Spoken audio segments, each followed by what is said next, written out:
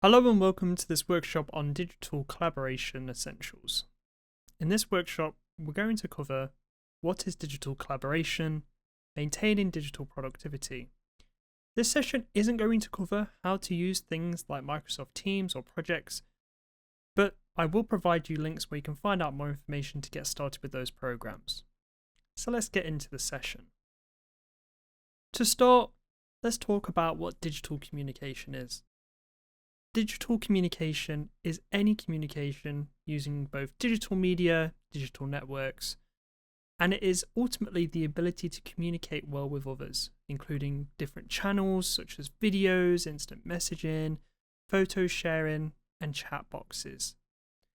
It also includes an awareness of different audiences. For example, who are you talking to? Does that require different normals? Does it require different needs? And it's also understanding about changing the boundaries between public and private communication. We need to think about how our choices affect the digital communication around us and how it can exclude or include other people as well. The reason that this is important is because when we look at digital communication, it effectively increases global connectivity, enabling teams from different locations, different time zones, all to connect to efficiently streamline not only work streams, but communication, document sharing, and decision making. Its relevance in things like studying is that we can perform group assignments, but also do things like remote internships, but also it helps develop these skills for when you get into the workplace for more professional success. One great one that is a great example of digital communication is using a presentation and sending that off to peers so they can add some comments in the cloud. It can be really great for that quick feedback, but also people can access it anywhere at any time, so you don't all need to be huddled around one computer. Collaboration starts with communication, and there's plenty of platforms to help do this. Maybe you're looking for a community to get started in a hobby or help on a project. And websites like Reddit or Discord host several places for you to get started. Platforms like Discord, Zoom, Teams, they're all perfect places to host virtual online meetings. Now, this can be things like an educational setting, but it can also be hobbies or just free time areas as well. So things like gaming, but also creating it and collaborating on different things can all be done in these environments. This really helps foster a great sense of not only a community, also helps you embed and empower teamwork and communication wherever you're working from. It can also help productivity as well by enabling multiple people at different time zones or locations, or even different devices to access something relatively quick. I'm going to tie this a little bit back into the University of Staffordshire, and especially with your time with us. You will have access to Microsoft Teams, and while yes, you can use this to contact your lecturer also might host some online workshops through Teams. You can also use it to communicate with other people at the institution as well. Now, these can be peers, and you can set up an online study group or connect with individuals who might not be feeling very well. So please feel free to head over there and read upon how you can use Microsoft Teams. Now, I'm going to talk a little bit about Microsoft itself, just because it is a common workplace sort of suite that gets used. And I just want to talk about how everything links together and how you can start using stuff. First, we'll start with your account.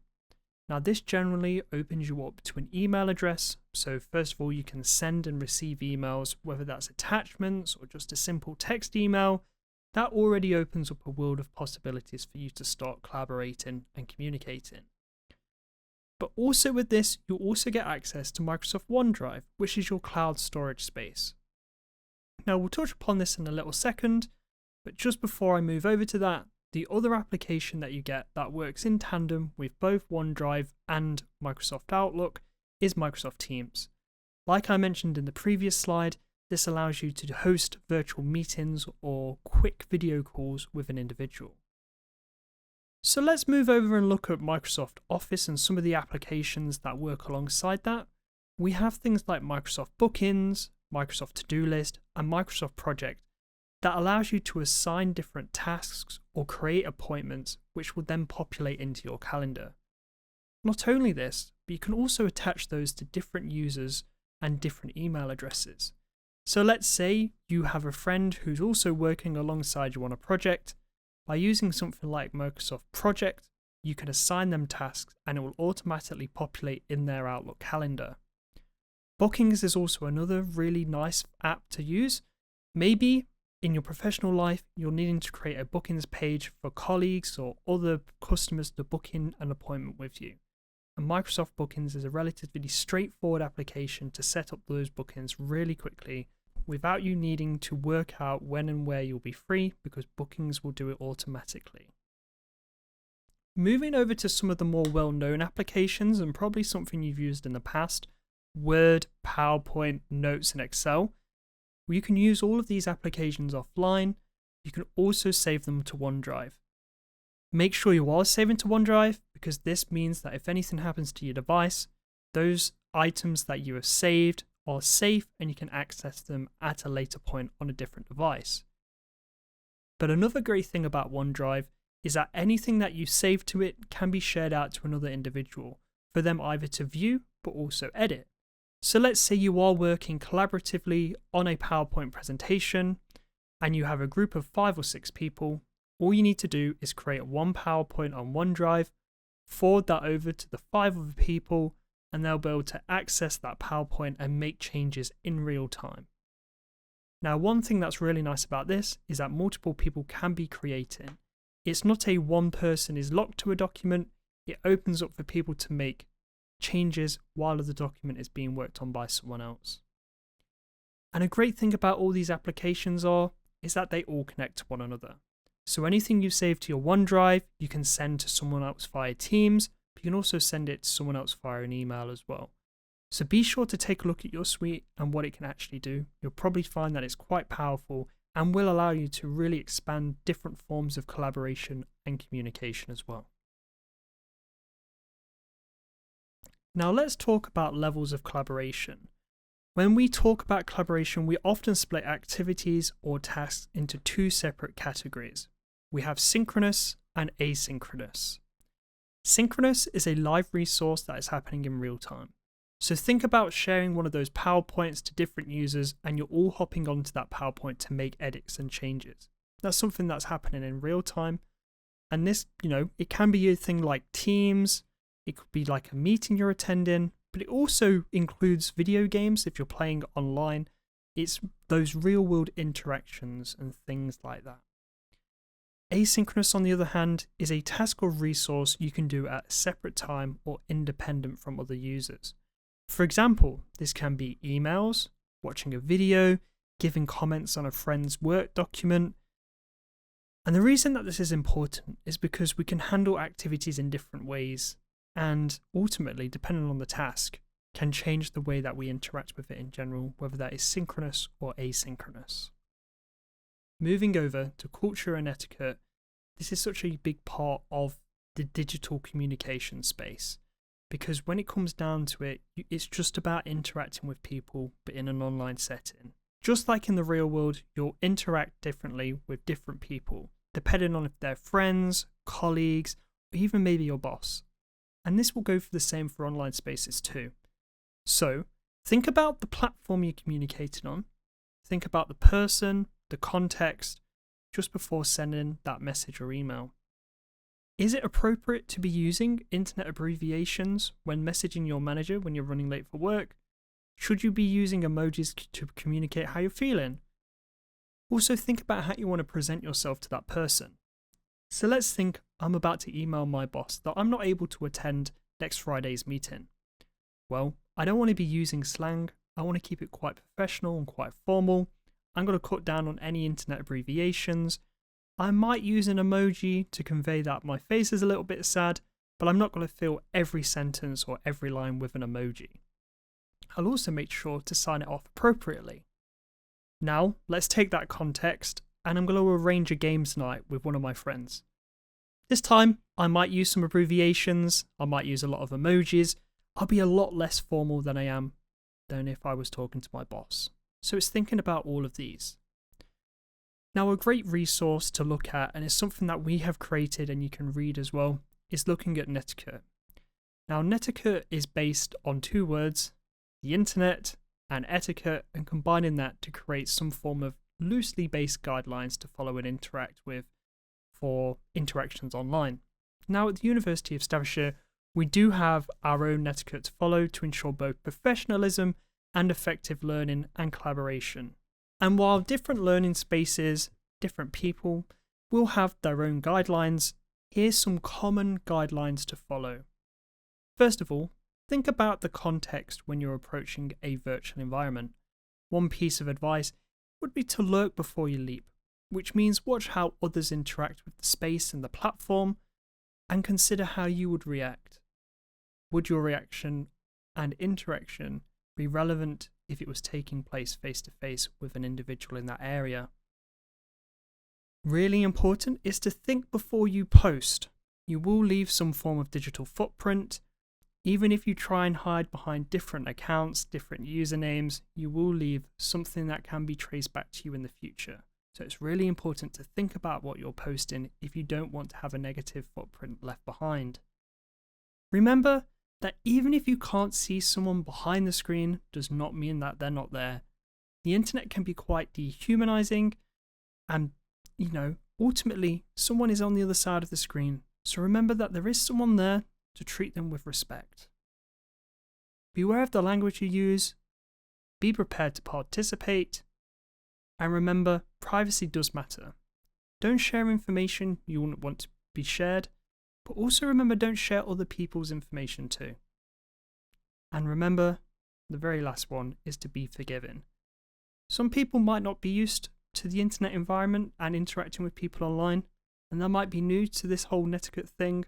So make sure that you are forgiving, and if someone is a little bit informal with you and you want them to be formal or vice versa, sit down and have those important conversations with them.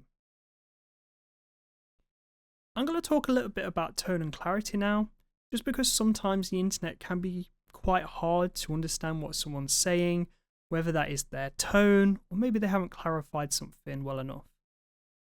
Like I've mentioned before, there's lots of different ways for you to communicate with people online. And sometimes it can be hard to interpret something due to a lack of body expressions, facial expressions when someone's speaking. So what can we do? Well, first understand who you're talking to and what is expected when it comes from their text-based emails. What do they do in real life? Do they have less slang use? Do they change their vocabulary? And when you're writing something, make sure to be clear and concise. Writing clearly and getting to the point can really help make sure that your message is understood correctly. Depending on the person, make sure you're using proper grammar and spelling, as this helps convey professionalism and ensures clarity. Be respectful and professional. You have to make sure that you're maintaining respectful tones, especially in a professional communication and environment. Actively listen. In conversations, show engagement by asking questions and acknowledging other people's points. Remember, just because you can't see them doesn't mean they're not there. Adjust your tone. Remember that your tone might not come across well in written communications, so make sure that you use appropriate language to match the situation. And depending on the environment, sometimes emojis can help express tone, but be aware of when it's appropriate to use them. One thing that's often overlooked is body language in meetings. Just because we're at home doesn't mean that we can disregard professionalism. While you might be wary of turning your webcam on, it is important to ensure that not only you are awake, but that you're also actively participating in the meeting or lecture by showing that you're actively listening, and then you can contribute to the meeting as well. This especially goes for the way you present yourself on the webcam as well. Don't separate it from an in-person meeting, treat it the same. So, remember to wear appropriate clothing, so no baggy clothes, hoodies, unless that's how your workspace operates. Don't have a disruptive background, or even background sounds. Sometimes having a very loud and noisy background can be quite distracting from the person on the other side, and that includes visually as well. If I was to show my webcam with lots of photos and lots of posters behind me, you'll probably lose interest in what I've got to say and start looking at what's behind me instead. Focus in on the meeting. It's easy to pull up another tab or even work on your phone, but imagine how this looks to other people when you show signs of disinterest. Setting collaboration norms is really impactful, especially in today's digital environment, regardless if you work from home, in office, or even hybrid. Creating norms and learning those norms for that space is really important to ensure effective collaboration. Think of them as an unwritten rule made explicit as a mutual agreement on etiquette, communication cadence, and responsibilities. So what do I mean by this? Well, for me, for example, I avoid sending non-urgent messages outside of agreed core hours. Now, these can be working hours, so let's say 9 to 5. I won't be sending an email anytime before or after that. Make sure that you use clear subject lines or message headers. So this is really important just so your email is really concise and the user can see exactly what you want in that email. Agree on emoji meanings. Sometimes some emojis can be a little bit confusing, but I've got some good examples here. If you're not wanting to contribute to more climate change and you're just wanting to drop a quick emoji on an email, a thumbs up can mean I've reviewed it or I've looked at it, or a pair of eyeballs means that you could be currently reviewing it, and it's just a very quick and easy way just to communicate that to someone without sending a massive email. Another thing is you can use videos for check-ins. This could also include just audio calls for help brainstorming, or even just a quick chat for updates. Let's think about responsiveness and some of the normalities that come with that. I often try and respond to direct questions within the first 24 hours, or at least set expectations of when I'll get back to someone. If a message is marked FYI, urgent, or needs responding, this helps clarify the urgency of that email. If I am unavailable, such as I'm taking some leave, whether that's on holiday, or even if I'm just having some focus time, make sure to update your status, as this can give a very clear message to an individual that you're not in office and they're not waiting for your response back. Let's look at meeting norms. Always have a shared agenda in advance. This really helps users understand what the meeting's about and if they need to prepare for anything. Another very nice thing to do, especially if you work in hybrid, is try to default meetings between 25 to 50 minutes long, as this allows transition time between meetings if someone has to move to a different location. Even if you're working at home, having that extra 5 or 10 minutes just to go to the toilet or make yourself another drink can be really important between meetings. And remember, no multitasking unless agreed upon. When we're looking outside of meetings and we're looking at workflows and different projects, it's really important to assign clear roles for different groups. So thinking about who can be the editor, who's going to be the reviewer, and who can be the coordinator. Make sure that you use version controls and that you don't overwrite existing documents. This just helps track changes, and if anything does go wrong, you're able then to see where the issues happened.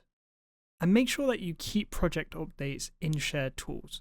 So like I mentioned, we had Microsoft Project, which is a great tool just for updating things like that. And agree on how final decisions will be made. Are you going to take a consensus? Is a lead going to decide? These are really important things, especially when you're working online. And remember, inclusivity does matter. Try not to dominate the discussion, leave space for other people to contribute. Sometimes if someone doesn't have their webcam on, this can be particularly challenging just because you can't see when they're trying to gesture that they want to talk, so make sure you give them space and time just to answer and ask some questions as well. And consider accessibility when sharing. Do you have caption videos if you're going to be sharing videos? Are your slides readable? Are the colours accessible to use as well? They're all important things. A massive thing when it comes down to digital collaboration as well is thinking about security and trust. Security is such a massive deal, especially when you're being online and acting digital. So think about things like not sharing people's personal information or even your own information, as these can lead to some quite serious damaging repercussions. Be sure that your privacy settings are enabled and try to do things that positively impact your digital footprint. Make sure that you don't press on suspicious links and be aware of phishing emails. Make sure that all of your applications are up to date, you have a firewall enabled, and that you regularly scan your device to check for any issues that might arise. These are some of the core issues to be aware of, but when we're talking about collaboration, there's a little bit more to discuss. So make sure that you set access permissions So you only share with individuals who need direct access to avoid data leaks. One thing to think about is, does a user need editing permissions, or do they need viewing permissions? And this can help avoid document editing or tampering by other individuals. Zero trust policies as well. Just because someone says where they're from doesn't mean they actually are. A lot of institutions and businesses will have filters to block and prevent different things coming through, whether that's a link or someone's trying to communicate outside of the organization. So be sure you know where these emails are coming from. Sometimes emails can slip through the cracks, which can lead to phishing attempts, so it's extremely important to understand where an email has come from and making sure that you give it zero trust until you've spoken to the person or received some form of communication to say it's legit. We do have some security articles, especially on data protection, so please feel free to read through some of those, as they do have some very critical and vital information. Thinking about file and collaboration sharing then, like I mentioned earlier, various Microsoft projects can be shared within different workspaces. So make sure you're saving things to the cloud, as this enables users in your Microsoft ecosphere, if you give them permissions, they can access that document, make changes, add comments, and things like that. I've mentioned this a few times now, but adding comments is such a great way to collaborate on a document. Maybe you're struggling on some terminology, or maybe you think something doesn't fit right. By sharing a document with a user, they can just add these very quick and non-destructive comments just to your document, and it's just a great way to receive some constructive criticism and some feedback, and then ultimately make some easy changes to our product or project. Another really important feature to be aware about is version history in documents. Now this allows you to track when document changes have been made, as this allows you to correct any mistakes or any issues that might come up, but it also makes sure that you're aware of who's got access to the different documents as well. There might be a security leak or someone might tamper with a document, so you're able to track who's made those changes to crack down on any issues such as that. Another great way to collaborate is thinking about different applications that you could be using. I like everyone to come away with these sessions having something that they can innovate on. And for my innovation today, I'm going to mention Padlet. Padlet is a mood boarding application. It is a lot more than just mood boarding, but for my example today, I'm going to use it in mood boarding, and just allows me to send a link out to different users. They can connect either with an account or anonymously to add some comments. Now this can be in the form of videos, it could be text, it could be images, but it's just a really great way to foster and collaborate on different things and generate some ideas. I will leave in the comment box below an example of a Padlet for you to go over and have a look at. Feel free to add some comments to the Padlet as well, although I have set this up so you are required to join through your University of Staffordshire account. Now this draws to the conclusion of digital collaboration. To sum it up extremely quick, digital collaboration and communication is really vital in today's working environment. Oftentimes, even if you are in office, it's easier to send someone an email or send a document over for some quick feedback than it is making sure you get a group of people around one device. It often saves those awkward moments where something breaks because someone else can pull something up on their screen instead. So being sure that you know how things like Microsoft Teams work, how you can effectively manage your projects a little bit better with these applications, it really does go a long way in not only building your professionalism, but also increasing your digital awareness. We do have a digital collaboration and communication page over on our LibGuide site, so please feel free to head over there for some more information and activities that can help you expand and develop this skill set.